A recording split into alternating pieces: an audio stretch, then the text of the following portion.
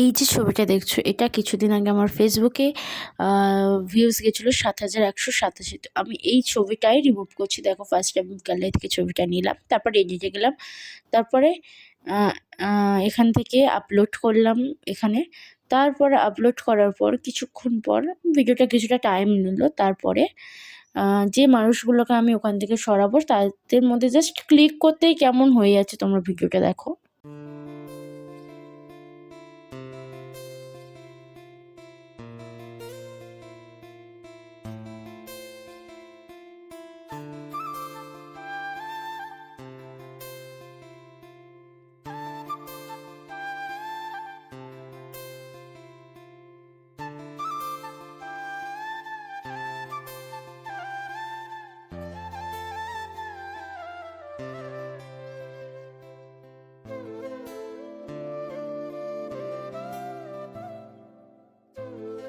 এটা হলো ছবিটার বিফোর লুক এবং আফটার লুক।